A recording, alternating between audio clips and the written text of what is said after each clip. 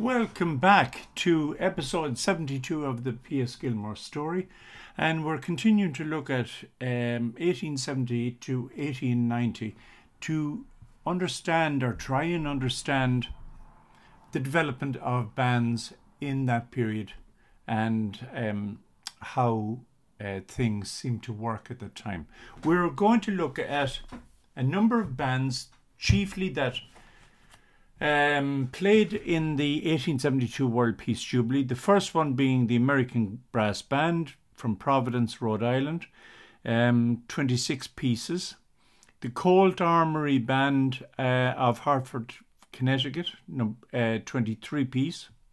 DORINGS Band of Troy, New York, 15 piece. And the GLOUCESTER Band from Massachusetts. Also, mention of Manchester Brass Band and the Newport Brass Band as well.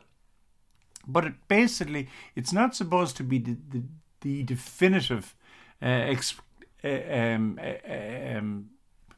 explanation of the development of the bands, rather than an opening of the door in that research. And it's something that maybe young students could look at in the future to see exactly what did happen in the 19th century. Here as an example is a wanted sign for orchestra and brass band, 4 musicians, solo cornet, clarinet and brass, all wanted to be hired at this moment in time. Here's another one, City Guard Veteran Reunion, and this one here, DORINGS Band of 18 pieces of Troy, New York. They were not in season for the procession, it says. I don't understand that. Here we have DORINGS again from Pittsfield, and a list of bands that would have taken part in the World Peace Jubilee in Boston. Newport Brass Band, an orchestra, music furnished for all special occasions. So advertising their wares. What did they do? How did they do it? And can they get the bookings in? Because they're now starting to compete, not only with bands in the same communities, but in neighbouring communities. And here you see kind of within a short space of area how many bands there are. A political occasion here, and here we have a band entertaining that group. Here's the COLTS Band concerts and the program that they were delivering. Newport Brass Band and Orchestra, and Redwood Band and Orchestra. A commencement day, and DORINGS Band were entertaining those people that for that event. DORINGS Band will wear on this occasion their new and elegant uniform, red coats, white pants, and shakos? I don't know what that is. Shakos. That's unusual. Whatever that was. Anyone supply me with the detail of what a shako is. Here is a series of bands going to, 5 bands going to entertain.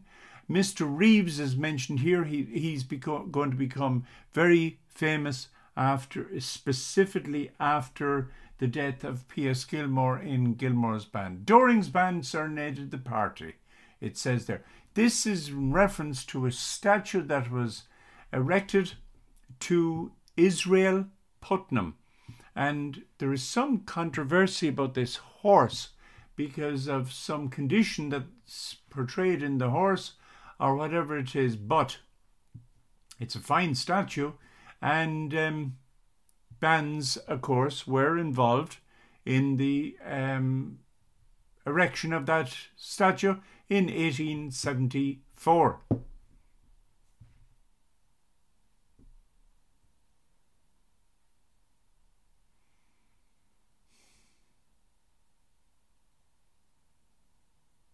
And here is COLTS statue mentioned again, some opera houses closing, and music by COLTS ARMORY Band. The COLTS Band gives their 27th annual ball at Allen Hall on February the 16th.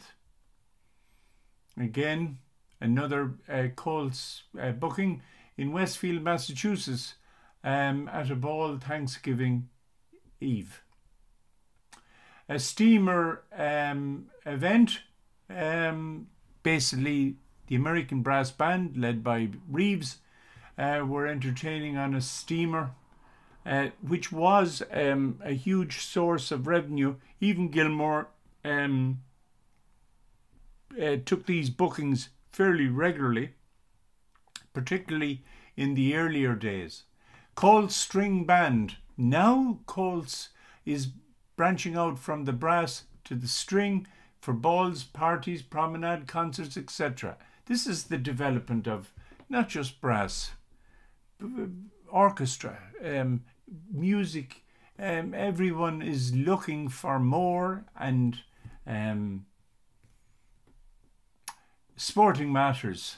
That's an unusual title at this time, in Gilmore's Garden, and a 6-day tournament. And this refers to a walking tournament. Here's a concert in the park led by COLTS Band, and here's the program. The cornet polka will be by Mr. Hicks, formerly of Bridgeport. He has recently become a member of the band and is an excellent musician. They're now becoming known for their solos. The Tribune was treated last night to several fine serenades. And this is from 1880. Again, I don't know exactly what this is about, but here we have some news from a place called Gloucester, which I believe is in Massachusetts. And not only does it mention about the Gloucester Cornet Band, but it also mentions that 4 arrivals from George's with about 86,000 pounds of codfish. What a lot of codfish. I doubt you'd get that from the whole of the Great Banks today. But that basically brings the whole documentary to an end. It's given you some indication of how busy these bands were. They were developing. They were developing not only their rosters and their programs, but their technique. You saw one band there even developing a string section. And so I think there's an awful lot more to be done in this. This is hopefully some food for thought for young students, musicologists or whatever, who wish to explore this and the history, particularly of America. Hope you've enjoyed it. Thank you very much for your time and your concentration, and we'll see you next week. Click subscribe.